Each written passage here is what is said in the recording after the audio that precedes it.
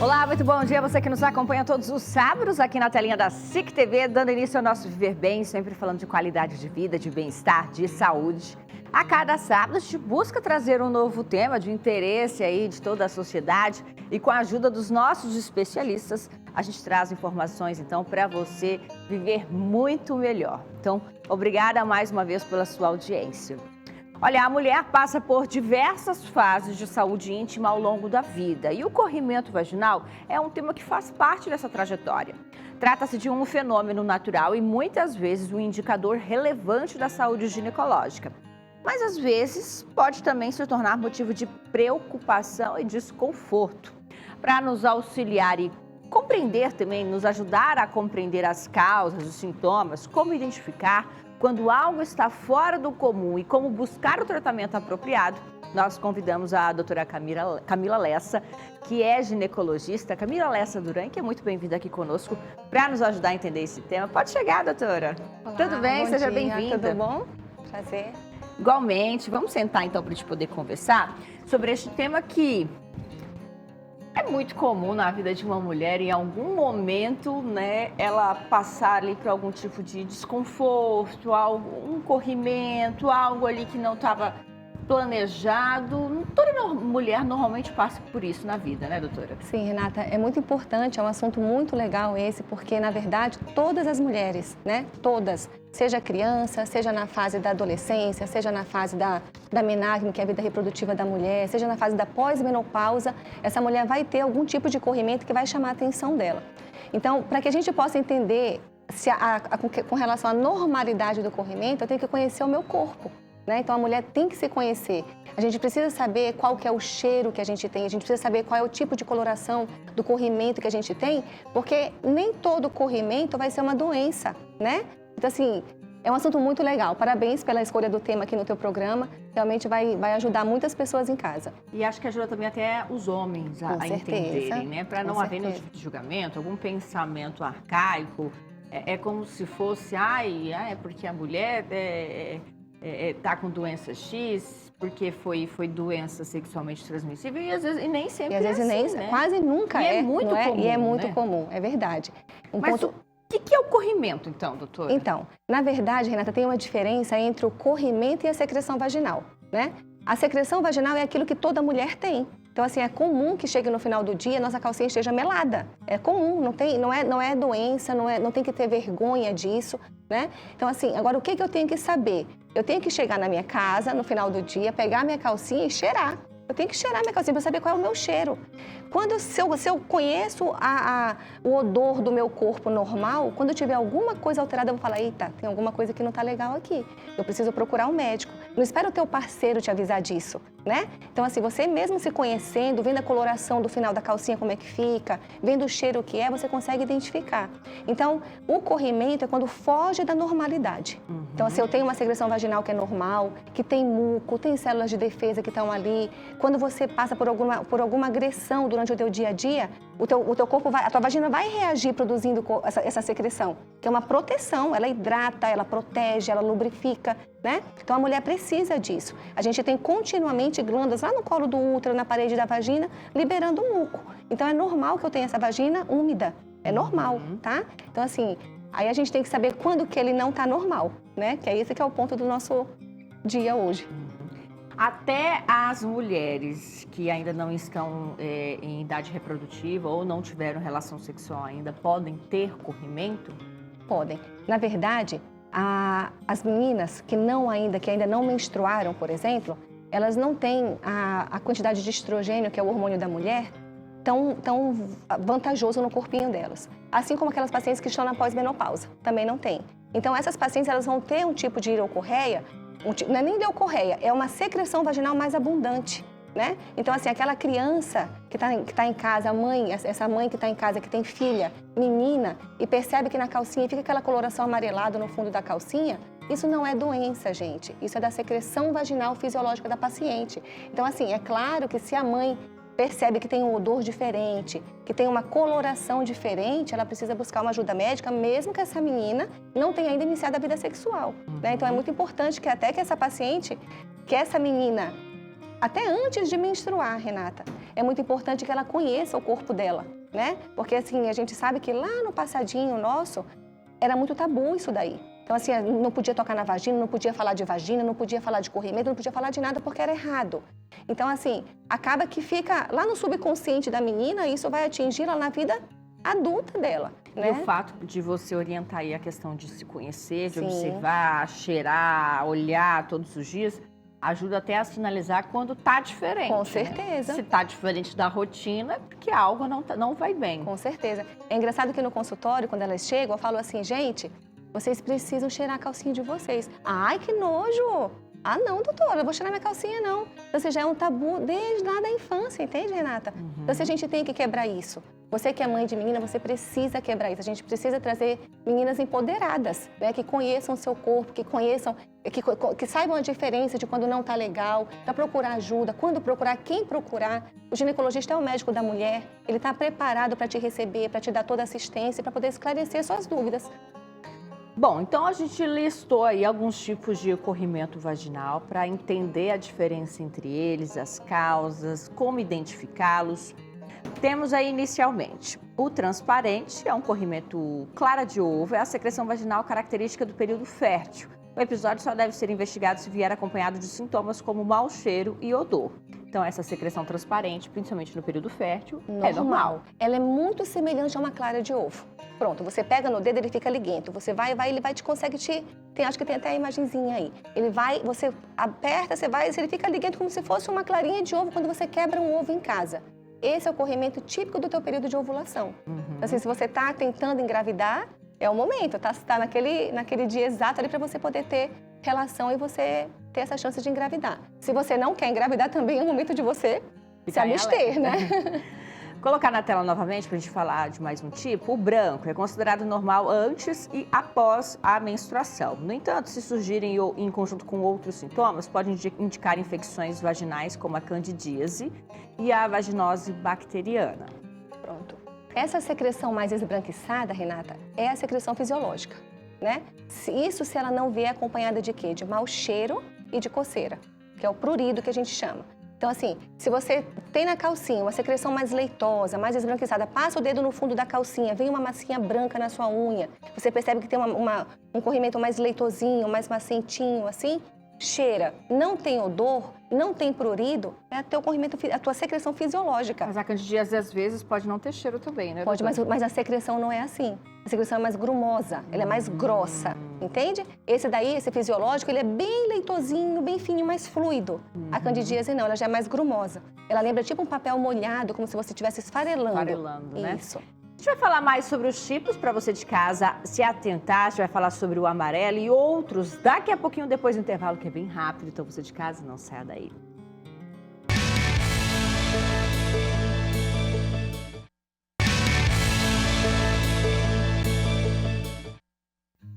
Já de volta com o nosso programa, hoje recebendo a doutora Camila Lessa Duran, que é ginecologista, e com o apoio dela, a gente está entendendo aí a diferença entre secreção, corrimento e como identificar ali se é um problema de saúde, se faz parte do ciclo normal de uma mulher. Vamos voltar então para os diferentes tipos ali, para a gente comentar e entender. Temos também o amarelo, que pode ser natural e ganhar essa tonalidade após secar na calcinha. Mas quando tem mau odor, o corrimento amarelo pode ser sintoma de vaginose bacteriana, tricomoníase, clamídia, entre outras doenças. Isso mesmo. Renata, quando a gente tem que pensar sempre assim, eu acho que é muito importante a gente falar para o pessoal de casa. Nem tudo que coça é candidíase. Nem tudo que tem mau cheiro é vaginose, vai ser bactéria, né? Por quê? Porque eu tenho alguns irritantes que podem causar coceira na minha vagina. Paciente que usa desodorante vaginal, por exemplo, né? Usa desodorante, usa perfume.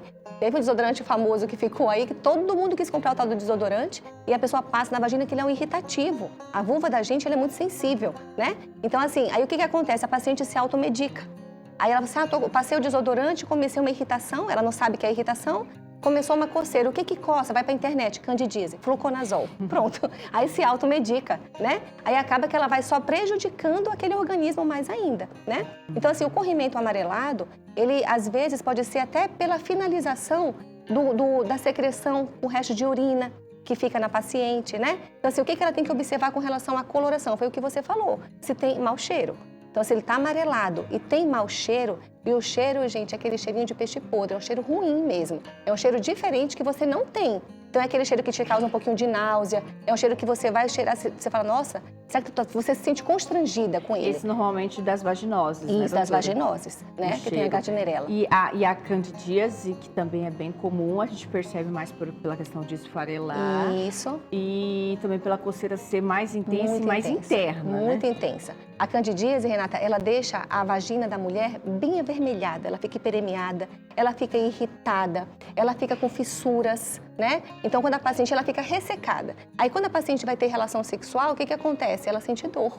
Porque aí quando tem a entrada do pênis na vagina, tá aquela parede vaginal toda ressecada e ele entra e ele vai causando fissuras. E aquilo causa dor na mulher. Inclusive, pode ter até algum tipo de sangramento, né? Então, assim, a gente tem que ter bastante cautela com relação à candidíase e o parceiro tem que ser parceiro dessa mulher. Não só o homem, mas a mulher também, as parcerias sexuais no geral, né? Então, assim, o homem precisa entender que a mulher passa por uma situação em que ela precisa de tratamento. É muito comum no consultório a mulher pedir que a gente escreva na receita que ela não pode ter relação sexual durante o período do tratamento. Porque o parceiro não tem essa paciência de ficar uma semana, muitas vezes, para poder aguardar o término do tratamento para ela poder ter a vida sexual ativa novamente, né? Então, os homens precisam ser parceiros das suas mulheres com relação a isso. Então, para que eles entendam um pouco mais e aprendam junto, vamos colocar aí mais uma listinha de corrimentos diferentes. Rosado é comum durante a ovulação e nos primeiros e últimos dias da menstruação. Em outras circunstâncias, pode ser sinal de gravidez. Muito bem. O rosado é aquele corrimentinho que a gente tem, geralmente, quando está no início da menstruação, antes dela, aquele sinalzinho que ela dá, ou no finalzinho da menstruação, né? Normalmente a gente até percebe. Opa, percebe. Vou menstruar. Vou menstruar. Já tô sabendo. Então, já está indo embora, né? Uhum. Próximo, então, para a gente esclarecer, o marrom. Geralmente é um escape menstrual, mas também pode acontecer no início e fim da menstruação ou indicar gravidez. Quando surge com outros sintomas, pode ser indicativo de gonorreia e até mesmo alguns tipos de câncer. Muito bem. Esse corrimento amarronzado é um corrimento que lembra a gente, assim, uma coloração que não é muito bonita, uma coloração estranha, né? E aí eu tenho que observar. Se eu tenho algum método de contracepção, tipo assim, eu uso um DIU hormonal, que a paciente fica em amenorreia, fica sem menstruar pelo método que ela está utilizando, né? Ou se ela faz uso de algum tipo de anticoncepcional que deixa ela sem menstruar, vez ou outra, a gente pode ter um escape, né? E o ciclo menstrual da mulher está muito relacionado com relação ao período de estresse. Qual é a mulher que não é estressada, não é? Então, assim, o estresse, ele afeta diretamente o nosso ciclo menstrual. Então, às vezes, eu posso ter esses escapezinhos. Mas aí eu tenho que observar, será que é uma coloração tipo pus? Será que tem mau cheiro? Né? Como que tá na minha calcinha essa secreção? Como é que ela fica? Ela fica abundante? A menorreia é comum, esse já é como corrimento mesmo, como problema de saúde, já é mais difícil. Já é mais difícil, doutora? Com certeza. Entendi. Mais um, então, para a gente sinalizar e entender. Verde é sinal de vaginose bacteriana e tricomoníase, principalmente se for acompanhado de odor fétido, semelhante ao cheiro de peixe podre. No corrimento ou na região íntima. Esse, normalmente, a gente percebe de cara, De cara, né? E esse esverdeadinho, ele é danado, porque até na candidíase ele pode estar, Renata, né? Então, assim, tem imagem que a gente vai mostrar para eles mais tarde, que mostra um corrimento da candidíase mais grumoso, mais consistente e mais esverdeadinho. E por que isso pode acontecer? Porque, às vezes, eu posso ter um corrimento misto. Eu posso ter uma paciente... Eu posso ter corrimento com vaginose, com uma bactéria, ou com tricomoníase, e eu posso ter uma candidíase associada. E a candidíase, né? É fungo? É fungo. Vaginose são bactérias. Isso. E vamos colocar, então, doutora, essas imagens para que aí acho que até melhor para você explicar para a gente. Ó, esse corrimentinho esbranquiçado, fluido, com aspecto mais leitoso, ele é inocente, tá vendo como ele é bonitinho? Normal, fisiológico. Isso aí a mulher fica na calcinha dela, ele não tem bolha, ele não tem secreção purulenta, ele não é amarelado, não é esverdeado. Ele tá mais no colo do útero? Ele fica no colo do útero, mas desse jeitinho que ele tá no colo do útero, ele fica na calcinha. Ah, dessa forma aí. Isso é uma secreção normal? Normal, esse é fisiológico. Uhum. Isso se não tiver mau cheiro, tá? Certo. Aí, olha só. Não é? Esse não tá tão inocente quanto estava o outro. Observa que ele é mais grumoso. Ele vai lembra mais uma candidíase. Mais que uma candidíase, perfeito. Mas exatamente. A coloração dele até tem um pezinho do verde aí, não tem? Tem, porque a candidíase muitas vezes ela fica esverdeada, Renata. Entendeu? A gente vai ver qual é a clínica da paciente. Coçou é candidíase, é fungo. Fungo E por que coça. acontece? Porque tem mudança no pH da vagina. A vagina da gente, é até boa a sua pergunta, a vagina da gente, ela tem um equilíbrio. E dentro da minha vagina, por que uma candidíase não é uma infecção sexualmente transmissível? Você pode perguntar, as pessoas em casa podem estar perguntando isso, né? Porque dentro da minha vagina, dentro daquela secreção vaginal normal, eu tenho lactobacilos, que são minhas células de defesa, eu tenho bactérias convivendo em simbiose, todo mundo junto, e eu tenho os fungos. Muito bem. E aí eu tenho um pH da minha vagina que é ácido, levemente ácido, de 4 a 4,5. E aí se eu tenho alteração desse pH, eu posso ter diminuição do lactobacilo, que essa vagina vai ficando mais alcalina, e eu posso ter aumento do lactobacilo, que ela fica mais ácida. E o que acontece? Pode crescer fungo ou bactéria. Aí eu dou a chance de ela se manifestar. E às vezes pode crescer os dois, entende? Inúmeros motivos, né, doutora? Usar os desodorantes Perfeito. íntimos, sabonete íntimo, Exatamente. isso desequilibra. Desequilibra. A mulher que lava demais ali, Muito. achando que vai melhorar a questão de limpeza e não pode, né? Renata, isso é muito legal, porque é o que as pacientes fazem. Lavagem também não é interna, não né, é doutora? interna. E a paciente, quando tem o corrimento daquele jeitinho que está naquele absorvente, o que ela pensa? Eu vou lavar, porque eu vou tirar.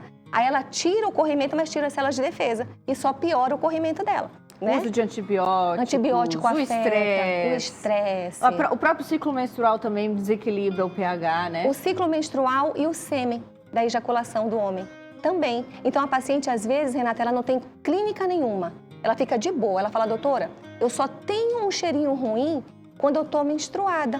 Aí vem um cheiro estranho. Mas passou minha menstruação, eu fico de boa. Vaginose. É a bactéria, porque o sangue é alcalino, modifica o pH daquela vagina. E aí essa paciente apresenta pra gente o quê? Um mau cheiro. Ou na relação sexual, o parceiro sente. Fala, tá meio ruinzinho aqui. Né? Quando ele ejacula, que ele percebe que há modificação daquela flora ali. Então a gente tem que observar tudo isso. A gente vai seguir falando sobre este tema, inclusive mostrando imagens reais para que você saiba se conhecer, saiba quando deve buscar ajuda, quais são os tipos de tratamentos disponíveis. Pausa rapidinho, daqui a pouco a gente está de volta.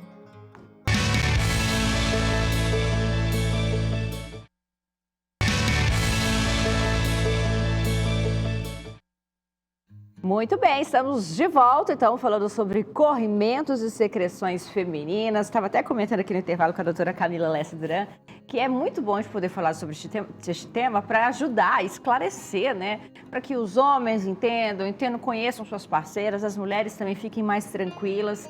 Nada melhor do que saber mais sobre saúde, bem-estar, para você conseguir alcançar aí as suas metas de qualidade de vida, tá? A gente estava mostrando algumas imagens, eu até queria voltar, são imagens reais, né, doutora, para que a gente de fato entenda, né? Por exemplo, essa. Essa imagem a gente percebe uma secreção mais grumosa, mais esbranquiçada, tá vendo? Quando ela pega no dedinho, como fica tipo esfarelado no dedo dela, típica de candidíase. Essa paciente com certeza vai ter um prurido, vai ter uma vagina mais irritada, mais avermelhadinha, mais hiperemiada, que a gente chama, né? E que pode acontecer por inúmeros motivos, como a gente acabou de falar no bloco anterior, né? Sabe qual é um ponto, Renata, que é importante a gente falar aqui? Que a mulher que tem a candidíase, geralmente ela tem o intestino preso. Ela é constipada. E aí, o que a gente faz? O que a maioria dos médicos fazem? O que as pacientes se automedicam? Vão na farmácia, pedem a medicação e elas recebem e tomam, né? Às vezes sem orientação do ginecologista adequada. Aí ela faz o quê? Ela toma a medicação e aí ela mata o fungo. Só que o agente causador daquela situação em que ela se encontra não foi erradicado. Então, daqui a pouco ela tem outra. Aí ela toma de novo, aí ela tem outra, ela fica resistente, entende? Então, a gente tem que mudar o hábito de vida dessa paciente. Então, eu preciso verificar como é que está o intestino, como é que está a imunidade, tirar os agentes irritantes. Já ia entrar nesse ponto, muda a questão os hábitos de vida também vão influenciar. A exemplo do consumo do carboidrato e do açúcar, Exatamente, né? O fungo adora, o fungo ama açúcar, né? Então, assim, aquela glicose ali, quando está aumentada no nosso organismo, também afeta. Então, a gente tem que modificar o estilo de vida, fazer atividade física, né? Tem que ter um sono de qualidade, a gente tem que dormir bem para a gente poder ter os hormônios da gente sendo reproduzidos de forma adequada. Eu tenho que ter, inibir o estresse, que é difícil, não é? Porque está tudo relacionado. Então, a vagina da gente, ela é uma parte do nosso corpo que ela responde aos estímulos externos. Né? Então, assim, se eu fico 3, 4 dias sem evacuar, gente, como tem muitas mulheres que ficam e acham que isso é normal, isso não é normal. né? Então, assim, eu tenho translocação bacteriana, o ânus está bem pertinho da entrada da vagina. Então, passa a bactéria por ali, tem translocação. A forma de se limpar, tudo isso influencia, né, Perfeito. Então, a gente tem que saber até o papel higiênico, Renata. Quando você vai fazer um xixi, o que a gente faz? A gente pega aqui da vagina, eu pego o papel e esfrego, não é? Então, o que a gente tem que fazer? Aquele farelo do papel higiênico pode causar irritação naquela vagina. Então, você pega o papel, só enxuga, só dá uns soquinhos, assim, uns tapinhas na vagina, só para tirar o excesso da urina. Porque até aquele papel é irritante para a vagina, sabe? Preferir lavar vai atrapalhar, doutora? Vai, né? Porque a gente faz xixi várias vezes ao dia, vai ser muita lavagem no mesmo dia, né? Agora, se lavar adequadamente, não tem problema. Porque o que as pacientes fazem? Elas querem lavar lá dentro, né? Lá dentro, a gente não põe nada. Lá dentro, só quando a gente está namorando, que pode fazer entrar alguma coisa, não é? Então, se não tiver, se eu for lavar, é só na parte externa da vagina. Eu tenho aqui a gente tem os grandes lábios, tem os pequenos lábios no meio, tem o clitóris lá em cima, tem o canalzinho da uretra e tem um capuzinho que fica no clitóris da mulher. Então, aonde que fica? Onde eu tenho que perceber que eu tenho que fazer uma higienização? Entre os pequenos e os grandes lábios, porque senão fica com mau cheiro. A má higienização também dá mau cheiro na vagina e não é uma vaginose, né? E nessa região clitoriana. Então, eu preciso ter esse conceito de que eu não tenho que ficar lavando. O sabonete que eu passo no meu corpo, o corpo da gente, a pele, tem um pH diferente do pH da vagina. Então, o sabonete que eu passo no meu corpo não serve para lavar minha vagina. Ele causa irritação. Ou eu lavo com sabonete íntimo, com pH, não um pH neutro, mas um pH que é típico do pH da minha vagina, que eu já falei que ele é levemente ácido, né? Para não ter modificação. Ou você lava só com água. Tira aquele excessozinho só dessa região que eu tô te explicando. Mas não optar por aquele sabonete íntimo que tem um cheirinho mais o cheirinho X, Y, porque essa diferenciação também pode incomodar, né? Sabe qual é o fator desencadeador de candidíase, Renata, que todo mundo usa? Eu desafio quem está em casa para falar para mim se não usa. É o protetor diário. Então, tem paciente que é mais secretiva, ela é mais secretiva. E aí, essa paciente que é mais secretiva, ela fala assim, eu não gosto de ficar melada, eu vou usar o protetor diário. Esse protetor diário, ele abafa, o fungo gosta do quê? De calor, não é? E da umidade. Pronto, tá o campo pro fungo lá. E aí, pegando ainda esse gancho dos hábitos diários, além do protetor diário, optar por calcinhas de algodão. A calça jeans ou roupas úmidas, de repente, quem acabou de treinar também podem favorecer. O ideal é a gente ir para academia, treinar e tirar a roupa na própria academia. Se você vai para algum outro lugar, ou de algum outro local, tira na academia mesmo. Tira a tua calcinha, a calcinha da gente fica molhada quando a gente está na academia. Né? Então, tira aquela calcinha, não deixa ela secar no teu organismo. Quando se você for para uma praia, para uma piscina, para um sítio, qualquer lugar que você for, não fica o dia inteiro com aquela calcinha do biquíni úmida secando no teu organismo, porque você vai ter na semana seguinte um corrimento de candidíase, por exemplo. É muito apropriado. Preferencial que mulheres durmam sem calcinha, doutora? Perfeito. A mulher tem que ficar sem calcinha em casa. Se você puder ficar em casa, se você mora no local em que você tem essa liberdade, você fica sem calcinha. Dormir é sem calcinha, deixa a vulva respirar, deixa essa vagina respirar. Põe o pijaminha, mas sem calcinha. E a calcinha é muito importante, calcinha de renda, calcinha de lycra, né? Fio dental, que as mulheres gostam. Tudo isso, gente, é para situações reservadas, quando a gente quer fazer algum tipo de sedução, alguma coisa diferente. No normal, no dia a dia, calcinha de algodão para a saúde da tua vagina. Bem, quero agradecer a sua participação aqui conosco, viu, doutora? Muito bom, muito produtivo o nosso tema de hoje. Quem quiser te encontrar para saber sobre este tema ou outros temas relacionados à saúde da mulher, como pode te localizar? Então, Renata, eu tenho um consultório lá no Hospital Pronto Acordes e eu tenho um Instagram também que vira e mexe a gente coloca informações muito bacanas para as pacientes lá, até para as pessoas que não têm condições de chegar até um ginecologista, que a gente sabe que é a maioria das pessoas, né? O meu Instagram é o @doutora.camilalessa.duran. Vai ser um prazer receber vocês por lá também e tirar as dúvidas de vocês que porventura tiverem. Obrigada mais uma vez, viu, doutora? Obrigada, Renata. Tá aí, espero que você de casa tenha gostado do nosso tema de hoje. Simples, comum, mas é sempre bom a gente reiterar esse tipo de conteúdo, de informação, para que as mulheres aprendam cada vez mais a se cuidar e que os homens também entendam um pouco desse processo, tá? Sábado que vem nós estamos de volta. Você, um ótimo final de semana. Tchau, gente. Aproveite.